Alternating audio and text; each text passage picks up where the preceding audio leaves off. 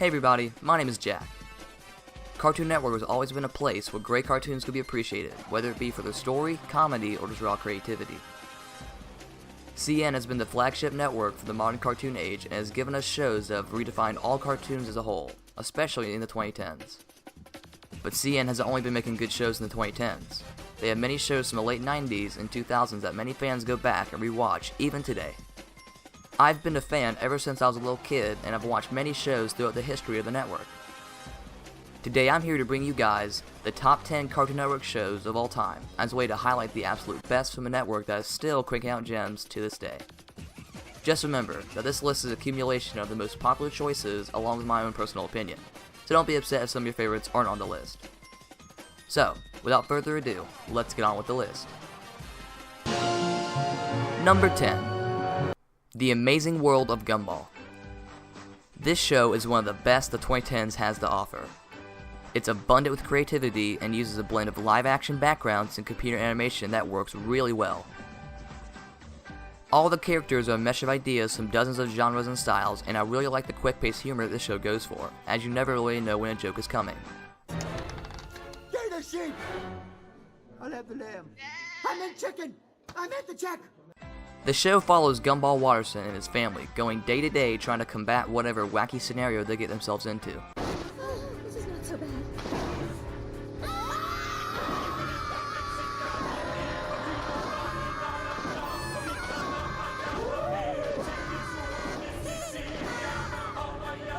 I think the worst is over. The stories for each episode just so random, ranging from the Wattersons playing a board game that can end up killing them, No one is allowed to breathe until the game is over. Or are they? to a zombie outbreak infecting every citizen of Elmore with constant joy. Rainbows. Peach. This cartoon has a good blend of dramatic episodes and pure comedic episodes which all root from a very simple premise. One such example being the episode The Job, where Gumball's dad goes out and gets a job, and then the fabric of the universe begins to tear apart.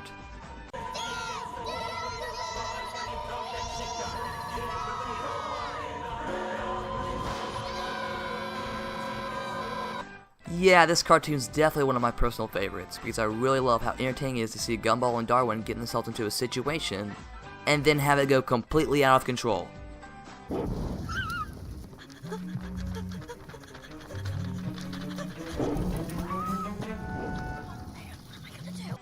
Overall, this show is a breath of fresh air, and it certainly deserves to be on the list. The enemy always strikes when you least expect it. I don't like this, man. Something doesn't feel right. Just remember your training and stay calm. We'll be fine as long as the captain is with us. Number 9. We Bare Bears. This is one of those shows that just puts a smile on your face whenever you watch. All the bears are just so likable and enjoyable in whatever scenario that they're in, and you can't help but sympathize with them. The overall concept is pretty simple. 3 bears try to fit in with modern society, but it's the characters that make the show work so well. Grizzly's the fun-loving social butterfly of the group. Panda is the more awkward and shy, but still cute little brother. And Ice Bear, he's, well, Ice Bear. Ice Bear bought these legally. For a show that takes place in the modern world, We Bare Bears does not seem like a show that's going to become outdated sometime soon. It doesn't rely on saying cool new slang to stay relevant, and it's not constantly referencing social media fads or anything like that. It stays wholesome to itself, which is very much appreciated, considering shows like the new Powerpuff Girls have problems with this. OMG! Yes! This show doesn't try to copy other shows in order to be popular. It knows what it is, and it's not just a product of the times. You don't have to follow along with a huge story arc to understand the show. You can just plug into one episode and have a laugh. Don't ditch Ice Bear. And that's what makes We Bare Bears relatively unique compared to other shows these days. I find this show to be very pleasing to watch and recommend that you check it out yourself. What? No! I don't hate babies! What? Please, you don't understand! Number 8. Codename Kids Next Door. Have you ever wanted to be a secret agent as a kid? If so, this is the perfect show for you. This show captures the ideals of a kid wonderfully, as the villains are just a bunch of adults and teens who want to spoil the kids' fun. The main story follows a group of 10-year-old kids called the Kids Next Door, or KND. Their mission is to stop crimes aimed specifically at children, such as receiving too much homework or having to visit the dentist and stuff like that. I easily grew attached to this show when I was younger, because I really liked how seriously something as adolescent spies trying to stop tyrannical adults was portrayed. It made me believe that there was such a thing as the Kids Next Door, and I was trying to find out where I could sign up as soon as I could. I mean, they have a giant treehouse in their neighborhood and a moon base. How can you not like that? I really appreciate the amount of creativity put into the show, such as the way the KND use everyday house items as weapons and then create anagrams for those weapons, like the Splinker or the Gum Zuka. It just goes to show how creative the show really is. Oh yes, that's right! I came here to kick nerd butt and eat chewy pellets! And guess who just ran out of chewy pellets? I have to give the writers of this show some huge credit for being able to create a world full of spies and technology from a kid's perspective. This choice is more of a personal one, but I just had to include it on this countdown as it captures the idea of an action cartoon for kids so very well, and whenever I rewatch an episode of the show, it brings me back to simpler times when I was a kid.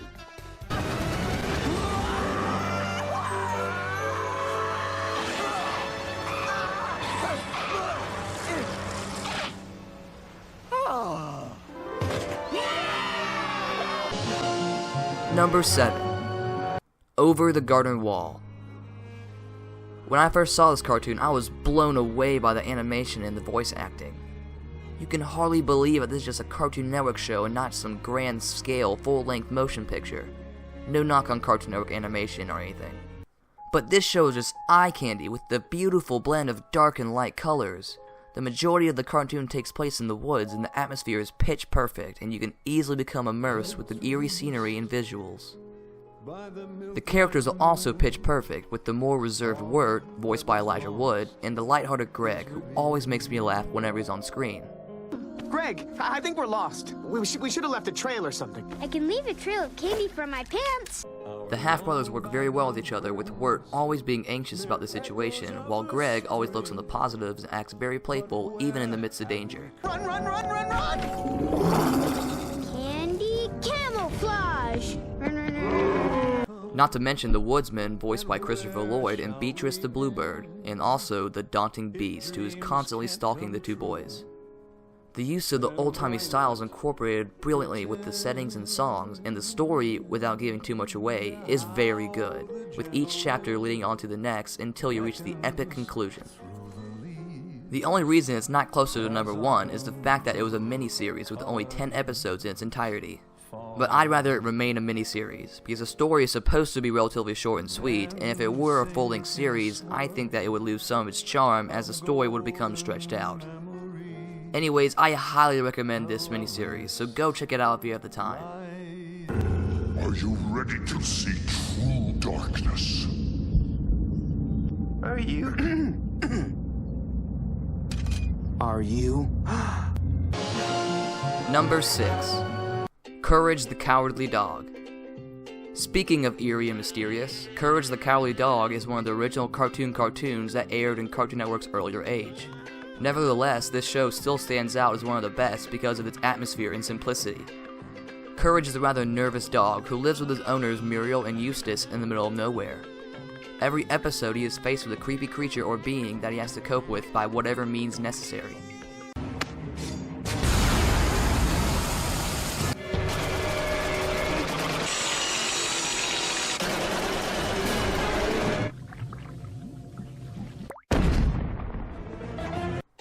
Nonetheless, the show is still funny while being disturbing at the same time. The villains that Courage encounter are all very unique and unsettling. I mean, this thing gave me nightmares as a kid. The music does a good job adding to the mood of the show, and the animation is also stylistic and simple, and the visuals can be scary, but not so much so that it turns viewers away from the show.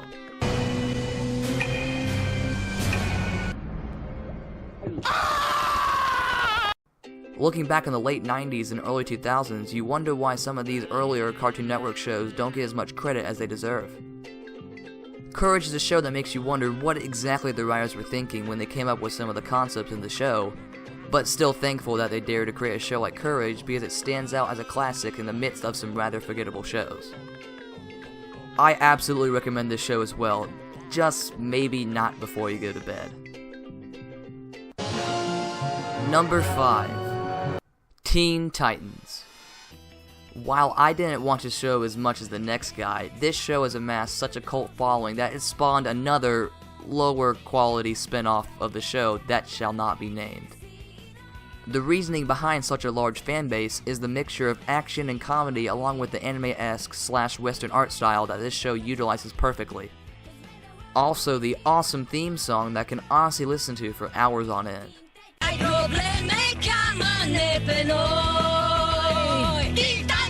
Well, at least the English version anyway.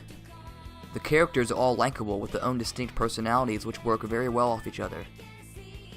Robin is the more intelligent leader of the group who tries his best to keep the team in check, but it's kinda hard considering characters like Raven and Beast Boy are constantly interacting. Okay, why did the aardvark cross the road? To beat up the idiot telling jokes about him. The jokes in the show are almost always based on character interaction, which works great here. You could use a little food after the way you cook Dr. Light. No! And not so great in other cartoons. Yeah, I was a little too late to enjoy this show as it was cancelled before I was at the age where I can enjoy cartoons like this. But looking back, this was an excellent show that didn't mind delving into more serious subjects while still keeping a quirky sense of humor at the same time. Oh, you look so cute! Number 4. Ed, Edd and Eddy. Another show from the 2000s, this cartoon follows neighbors Ed, Double D, and Eddie trying to make their own in the cul-de-sac that they live in. While having similar names, the three boys have very different personalities. Ed is the dim-witted muscle of the group, Double D is the intelligent neat freak, and Eddie is the ill-tempered con artist of the group. The boys always seem to find themselves in trouble, usually by Eddie's fault, after trying to scam the other members of the cul-de-sac into getting money for jawbreakers. This down-to-earth look on the lives of three boys does a good job telling funny stories and displaying all kinds of wacky schemes that the group devised in order to get their money. I personally like the sporadic art style that accompanies the show because it allows more visual gags which the show uses to its advantage. How mortifying!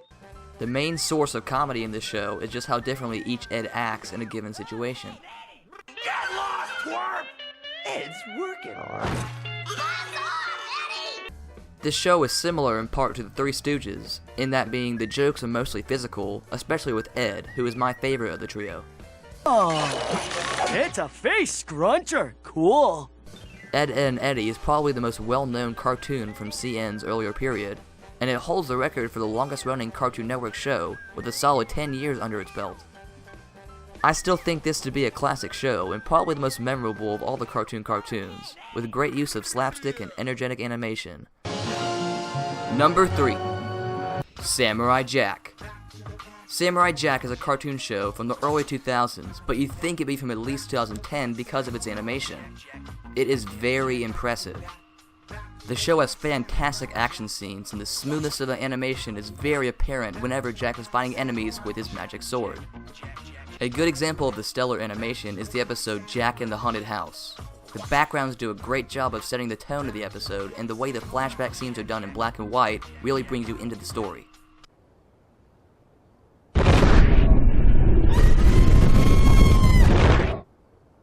The main premise of the show is that Jack is a samurai warrior who is teleported into the future, ruled by a tyrannical demon named Aku.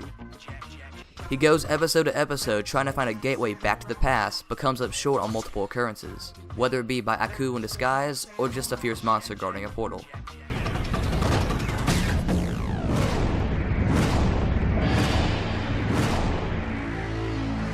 Now, while the show's primary focus is action and storytelling, the show does actually have a few good comedic moments thrown into the mix.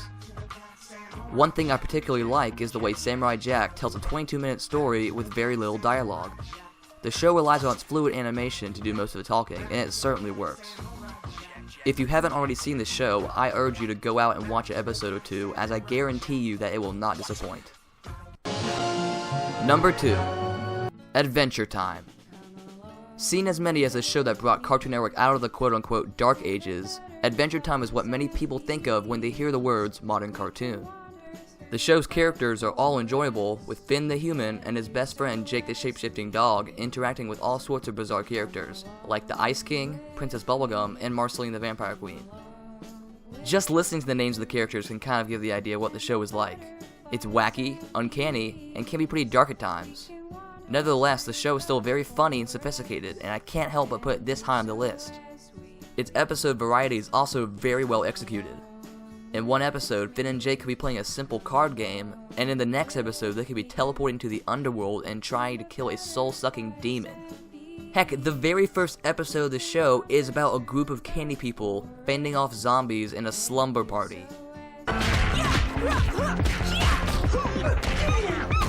Yeah! You guys are on fire!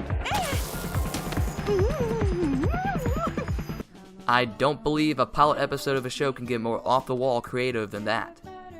I also really like how Adventure Time balances light and dark moments very well, and it never shies away from putting some adult themes in some episodes.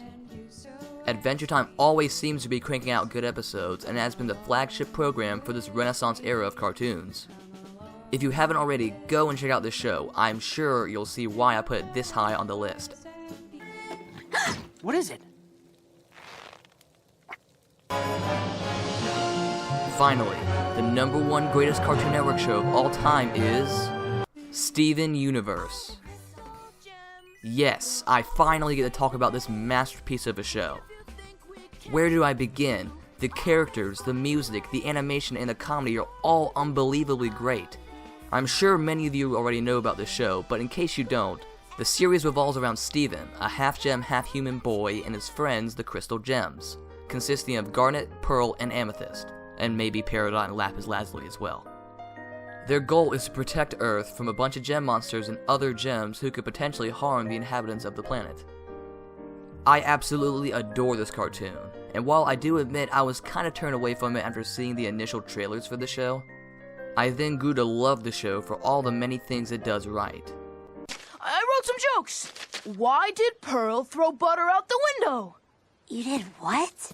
To see a butterfly! I never did that.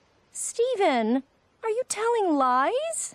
I love Steven especially because he's such a likable character, but he isn't completely flawless, which is good, as he becomes more relatable as a young kid with growing responsibilities. Steven also explores his newfound abilities passed down by his late mother, Rose Quartz, and begins to utilize them in order to help his friends.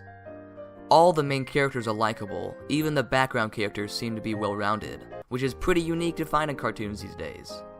I can honestly watch this show's animation and listen to this show's music all day, as it's absolutely gorgeous and helps personify this show as its own exceptional thing.